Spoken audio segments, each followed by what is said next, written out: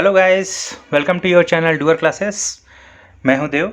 आज हम आपके साथ ऑक्सफोर्ड पब्लिकेशन की भौतिक और मानव भूगोल की बुक लेकर आए हुए हैं।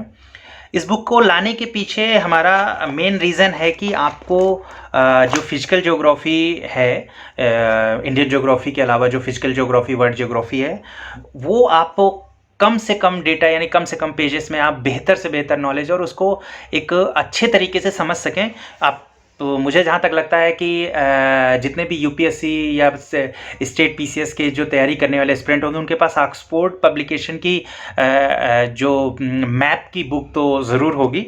सो उन्हीं की ये बुक है और उन्होंने बेहतर एक, आपने लेक्सिकॉन नाम से एक बुक सुनी होगी, वो भी जहाँ तक इंग्लिश मीडियम के जो एस्पिरेंट है वो उस बुक को पढ़ते हैं। सो उस तरीके की जो नॉलेज आपको मैप से और लेक्सिकॉन बुक से जो मिलती है उसको यहाँ पे इन्होंने दोनों को एक तरीके से कंटेन करके बेहतर तरीके से इन्होंने इस बुक को कंपाइल किया है और स्प्रिंट की तैयारी में ये काफ़ी बेहतर रोल अदा कर सकती है। अप्रॉक्स 240 पेज की ये बुक है और फिजिकल ज्योग्राफी के बारे में आपको काफ़ी अच्छे तरीके से बताती है। आप देख सकते हैं इसके राइटर सीलवंत सिंह, कृति रस्तोगी एंड सारिका। इनके द्वारा इसमें इस बुक को बनाने में योगदान दिया गया। ऑक्सफोर्ड यूनिवर्सिटी प्रेस की ये पब्लिकेशन की बुक है और ये जहाँ तक लेटेस्ट एडिशन ही मैंने लेकर आया, आप देख सकते हैं 2021, फर्स्ट एडिशन पब्लिश्ड इन 2021। ठीक है।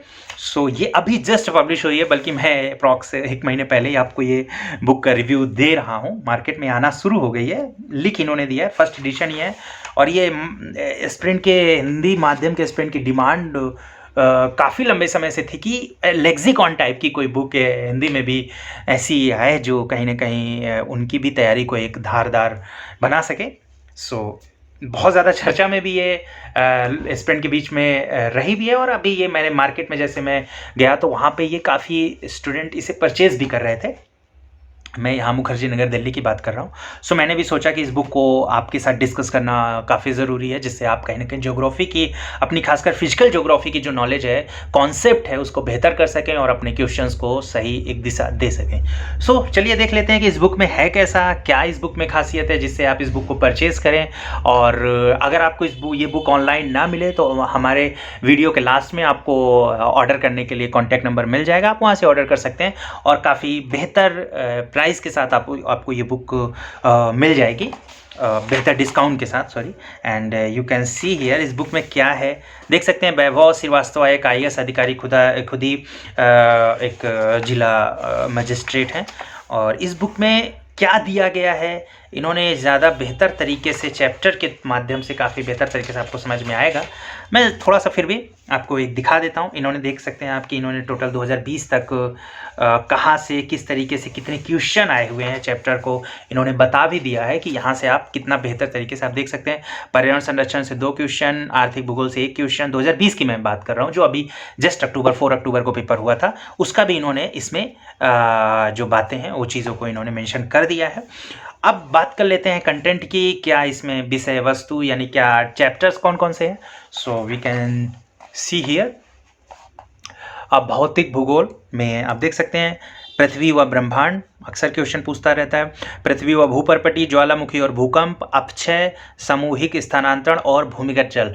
जनरली ज़्यादातर क्या होता है कि ज्योग्राफी हमें पिक्चर्स के माध्यम से ही ज़्यादातर समझ में आती है और वो कहीं ना कहीं बहुत सारी बुकों में बहुत ज़्यादा लिमिटेशन हो जाती है कि वो, या तो फिर हम एक तरीके से, अगर हमारा ऑप्शनल नहीं है तो हम तब भी हमें एक मोटी बुक फॉलोअप करनी पड़ जाती है GS के लिए। कहीं ना कहीं वो हमारी एनर्जी बहुत लॉस हो जाती है, कम मार्क्स के लिए हम ज़्यादा एनर्जी लॉस कर देते हैं और फाइनली वो हो नहीं पाता है। बट जिनके पास ऑप्शनल ज्योग्राफी है उनकी बात अलग हो जाती है कि उनके पास सविंदर सिंह जैसी बुक रहती है, उन्होंने बहुत बेहतर तरीके से पिक्चराइज करके चीज़ों को एक्सप्लेन किया है। बट हिंदी माध्यम के लिए एक कम डेटा यानी कम पेजेस में एक बेहतर नॉलेज प्राप्त करना थोड़ा सा टफ हो जाता है, तो उसको शायद ये बुक फुलफिल करती है।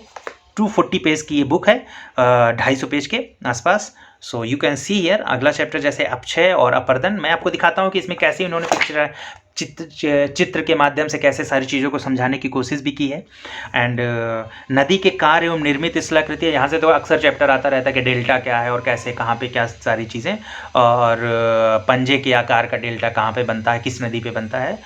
पवन के कार्य एवं निर्मित स्थलाकृतियाँ, हिमानी के कार्य एवं निर्मित स्थलाकृतियाँ, नदी के कार्य, और नदी, हिमानी, पवन और सागरीय जल। ठीक है, इनसे बहुत सारी स्थलाकृतियाँ यानी एक तरीके से संरचनाएं बनती हैं, जो कहीं ना कहीं कई बार यूपीएससी में भी और पीसीएस में आपको देखने को मिलता रहता है। जैसे नदी के कटाव से कैसी कैसी संरचनाएं बनती हैं, और हिम जब पिघलता है तो उससे कई कैसी कैसी संरचनाएं बनती है, या हवा जब चलती है तो चाहे वो मरुस्थल में कैसे कैसे संरचनाएं बनती है, या पत्थरों को धीरे धीरे करके हवा काटकर किस तरीके की संरचना बनाती है, वो सारा चीज़ आपको यहाँ पे देखने को मिलेगा।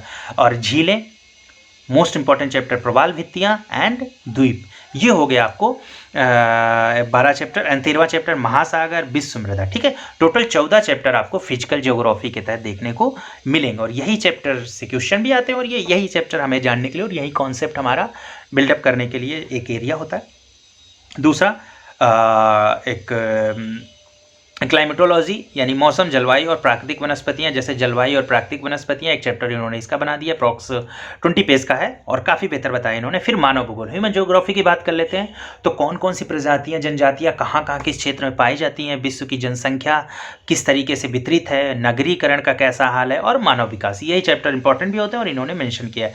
और इकोनॉमिक जो आर्थिक भूगोल है उसको भी कृषि, घास के मैदान और पशुचारण, और प्रमुख खनिज। और खंड 2 में इन्होंने कुछ स्पेशल परिशिष्ट दे रखा है, वो चीज़ें इन्होंने मेंशन की, वो भी मैं आपके साथ डिस्कस करूँगा।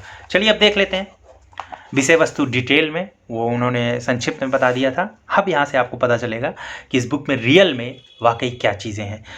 भौतिक भूगोल में आप देख सकते हैं महाविस्फोट का सिद्धांत, बिग बैंग थ्योरी हो, या स्टेडी स्टेट थ्योरी हो, या दोलन दोलेमाय ब्रह्मांड थ्योरी हो, या तारों के जीवन चक्र हो, इस तरीके से सूर्य, ग्रह, उपग्रह, चंद्रमा, धूमकेतु, उल्कापिंड, क्षुद्र ग्रह और पृथ्वी की आकृति, ये सारे चैप्टर यहाँ पे देशांतर, अक्षांत, ये सब बता दिया गया इन्होंने। फिर पृथ्वी की भूप्रपटी, जैसे मैंने ज्वालामुखी और भूकंप मैंने डिस्कस भी किया, अपक्षय और नदी के द्वारा स्थलाकृति हिमानी, अपक्षय, एंड पवन के कार्य स्थलाकृति सागरी जल। और आप इसको पॉज करके आप चाहें तो अवश्य इसकी पॉज करके आप इन चैप्टर के सब टॉपिक जो हैं वो देख सकते हैं। झीलें, जैसे झीलें का वितरण कहाँ कहाँ पे कैसे कैसे झीलियाँ, एंड प्रवाल भित्तियाँ, कोरल रीफ्स, द्वीप, महाद्वीपीय और महासागरीय द्वीप, विवर्तनीय द्वीप, निक्षेप मूलक द्वीप, अपर्द मूलक द्वीप, ये सब जो द्वीप हो गए, इरोजन से ज़्यादा द्वीप बनते हैं, या कोरल द्वीप। ठीक है, महासागर के नीतल में जैसे स्ट्रक्चर क्या होता है, विश्व की मृदा कैसी कैसी, classification of soil and structure and the composition of soil, supporting an element in the soil formation, ये सब चीज़ें हो गई। तो मौसम, जलवायु और प्राकृतिक वनस्पतियाँ। ठीक है, विश्वतरेखीय जलवायु, उष्णकटिबंधीय, मानसूनी जलवायु, ये सब चीज़ें हो गई। मानव भूगोल, मानव प्रजातियाँ एवं प्रमुख जनजातियाँ, विश्व जनसंख्या, एंड उसके बाद नगरीकरण, मानव विकास, एंड आर्थिक भूगोल में कृषि, जैसे कि मैंने बताया, घास के मैदान एंड पशुचारक। अब चलिए देख लेते हैं, चैप्टर्स की बात कर लेते हैं। प्रमुख खनिज में जैसे खनिज क्या है और उसके प्रकार क्या है, और कहाँ कहाँ पे खनिज किस तरीके से पाए जाते हैं। ठीक है, फिर इन्होंने जो विशेष परिशिष्ट में दे रखा हुआ है, तो क्षेत्रफल की दृष्टि से 10 बड़े देश, क्षेत्रफल की दृष्टि से 10 छोटे देश, जनसंख्या की दृष्टि से बड़े देश, छोटे देश, फिर ब्रह्मांड और सौर मंडल, फिर स्थल मंडल, जल मंडल, उसकी प्रमुख सागर, धाराएं, झील, ये मैं आपको दिखा दूंगा। ठीक है, कि उन्होंने परिशिष्ट में भी इन्होंने काफ़ी अच्छा डेटा दे रखा हुआ है। चलिए बात कर लेते हैं भौतिक भूगोल में किस तरीके से इन्होंने बिग बैंग थ्योरी को या मीनिंग ऑफ गैलेक्सी को किस तरीके से समझा रखा है। आप देख सकते हैं, पॉज करके आप इन चीज़ों को पढ़ भी सकते हैं। मैं थोड़ा सा उसी हिसाब से आपको दिखाऊंगा भी कि ब्रह्मांड की उत्पत्ति के सिद्धांत में बिग बैंग थ्योरी क्या कहती है कि एक बड़ा सा पदार्थ, एक कम घनत्व का पिंड था, वो धीरे धीरे करके वो हुआ, फिर वो टूटा किस तरीके से, और उससे रिलेटेड जो क्वेश्चन आते हैं, इसकी कुछ खासियत मैं आपको दिखा देता हूँ। जैसे इन्होंने पहले ये सारी चीज़ें पिक्चराइज करके ग्राफ के थ्रू बहुत बेहतर तरीके से समझाने की कोशिश की है। जैसा कि आपको बहुत सारी बुकों में जैसे मैंने लेक्सिकॉन बताया, उसमें भी इस तरीके की चीज़ों को किया गया है। And life cycle of star, फिर प्रथम अवस्था, द्वितीय, ये इसकी वो हो गई। फिर उसके पश्चात सौरमंडल, एंड ये सारा चीज़ करने के बाद वो इन्होंने टेबल के थ्रू, जैसे आप देख सकते हैं, बहुत सारे स्टूडेंट को पता ही नहीं रहता है कि सारे के सारे जितने भी हमारे 8 ग्रह हैं उसके बारे में ज़्यादा डिटेल में नहीं पता रहता है। तो आप यहाँ से इसको जान भी सकते हैं। देख सकते हैं इस बुध के बारे में, सबसे छोटा ग्रह, सूर्य के सबसे निकट, वायुमंडल में उपस्थित नहीं, कोई उपग्रह नहीं, ठीक है। उसके बाद ये और उसकी महत्वपूर्ण कुछ तथ्य, ये मोस्ट इम्पॉर्टेंट है। आप मतलब मैं चीज़ें आपकी जनरल नॉलेज के लिए भी अच्छी है और कई बार आपसे इंटरव्यू में भी इस तरीके की चीज़ें पूछ ली जाती हैं, सो वहाँ के लिए भी इम्पॉर्टेंट है। फिर फाइनली जो प्लूटो के बारे में इन्होंने बता दिया, उपग्रह क्या होते हैं, कौन कौन से उपग्रह, सर्वाधिक उपग्रह वाला ग्रह बृहस्पति, फिर शनि, फिर अरुण, ठीक है, 67 शनि एंड ये, फिर चंद्रमा हमारा जो मून, ठीक है। एंड फिर यहाँ पे देख सकते हैं कि किस तरीके से डार्क मतलब किस तरीके से चंद्रमा घूमता है, तो वो कैसे कैसे दिखता है, सूरज ये, और कब अमावस्या ये वो, चंद्रकाल का चरण, अमावस्या, बढ़ता वर्धमान तिमाही, घटता ये पूर्णिमा, एंड ये कुबड़ा यानी winning of the golden moon, ये सब चीज़ें हो गई। और पिक्चराइज करके किस तरीके से इन्होंने, आप देख सकते हैं कि धूमकेतु किसे कहते हैं, फिर उसके बाद उल्का पिंड क्या होता है, और क्षुद्र ग्रह एस्टेरॉइड क्या होते हैं, कैसी है। मैंने बोला ना कि ये चीज़ें आपको पिक्चराइज करके एक लंबे समय तक याद भी रहता है और उससे आइडिया मतलब एक तरीके से आप उसे अच्छे तरीके से समझ भी पाते हैं। सो ये इन्होंने इस बुक में, और लास्ट में ऋतु का प्रोसेस, देशांतरण, ये इंटरनेशनल डेट लाइन एंड ये सारी चीज़ करने के पश्चात भारत में 2 टाइम जोन क्यों होना चाहिए, बहुत ज़्यादा चर्चा में रहता है। करंट में इतना ज़्यादा इशू में है, लंबे समय से हालांकि चल रहा है, लेकिन फिर भी 2 टाइम जोन के क्या फ़ायदे हैं, उसके तर्क में पक्ष विपक्ष तर्क, और क्या अभी तक किया जा सका है या क्या होना चाहिए, वो सारी चीज़ें। फिर फाइनली जो क्वेश्चंस पीटी में आते हैं उसका इन्होंने कंपाइलेशन करके क्वेश्चंस का आपकी प्रैक्टिस के लिए भी डाल दिया है, जिसे आप प्रैक्टिस करके अपनी नॉलेज को और बेहतर कर सकते हैं। चैप्टर को पढ़ने के बाद आपको चैप्टर के जस्ट बाद प्रैक्टिस के लिए क्वेश्चंस मिल जाएंगे और पूरे के पूरे उनके आंसर्स भी यहीं पे देखने को मिल जाएंगे। तो आई होप सो कि पूरा का पूरा चैप्टर आपने समझ लिया और आपको इसकी लैंग्वेज आप पॉज करके पढ़ सकते हैं। तो मुझे लगता है कि आपको इतना आइडिया लग जाएगा कि ये आपको बुक लेनी चाहिए या नहीं लेनी चाहिए, ठीक है। आंतरिक संरचना मैं आपको अब रफली थोड़ा सा स्पीडली आपको एक बार रिव्यू दिखा देता हूँ। एक चैप्टर मैंने आपसे डिस्कस कर लिया इसीलिए कि आप इसको थोड़ा सा समझ सकें, ठीक है। ज्वालामुखी के प्रकार, अंग, ये सारी चीज़ें हो गई उनको, ठीक है। फिर उसके बाद क्वेश्चंस, फिर ब्रीथिंग। मैं आपको बस इसी तरीके से थोड़ा सा आप देख सकते हैं कि कैसे विघटन होता है, फिर ये चट्टान से छोटे छोटे टुकड़े बन जाते हैं, फिर नदियों के द्वारा बहाकर कहीं वो कर दिया जाता है, फिर उससे एक जगह इकट्ठा होने के बाद कैसे कैसे चट्टान बनती हैं, ये सारी चीज़ें। और ये नदी के जो स्थलाकृतियाँ बनाई जाती हैं, लैंडफॉर्म बनाए जाते हैं, आप देख सकते हैं। जलोढ़ पंख के बाद ये हो गया, फिर उसके बाद देख सकते हैं आप धनुषाकार डेल्टा, फिर पंजाकार डेल्टा, जैसे मैंने बताया था कि मिसिसिपी पंजाकार डेल्टा, और ये कई बार पीसीएस में देखने को भी मिला है। मिसिसिपी एक पंजाकार डेल्टा बनाती है। इसकी जो बुक की खासियत है, एक पिक्चर के थ्रू टॉपिक को समझाना और दूसरा टेबल बनाकर उसकी विशेषताएं, उसकी प्रॉपर्टीज़ को समझाना। ये इस बुक की कम जगह लेकर और बेहतर तरीके से हमारे दिमाग में ये आसानी से उतर पाता है। सो मुझे लगता है कि उस पॉइंट ऑफ व्यू से ये बुक काफ़ी हेल्पफुल साबित होगी। पवन के द्वारा जो स्थलाकृति या लैंडफॉर्म बनाए जाते हैं, चाहे वो बात हो ज्यूगेन की बात हो, स्लेबर की बात हो, या रणांग या भू स्तंभ की बात हो, इस तरीके से आप देख सकते हैं सारे नाम से ही डायरेक्ट क्वेश्चन पूछ लेता है, ठीक है। और सागर के द्वारा एक बेहतर चित्र बनाकर इन्होंने चक्र के थ्रू, जैसे सागरी लहरें, फिर उसके समुद्र तट का अपक्षय होगा और उस अपक्षय से तत्वों का सागरी लहरों द्वारा एक स्थान से दूसरे स्थान पर ले जाना या परिवहन करना, फिर अपक्षित तत्वों का जमाव होगा, निक्षेपण जहाँ पे होगा, और निक्षेपण से सागरी तटों की स्थलाकृतियों का निर्माण होता है।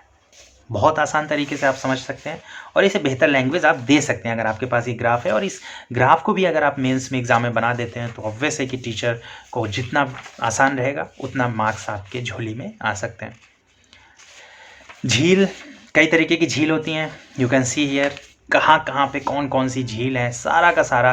ग्रेट लेक्स उत्तरी अमेरिका या न्यासा, टंजानिया, विक्टोरिया, अफ्रीका में आप देख सकते हैं डल वूलर, मानसरोवर, राक्षस ताल, ये हमारे भारत में या भारतीय उपमहाद्वीप में ये सब झीलें पाई जाती हैं।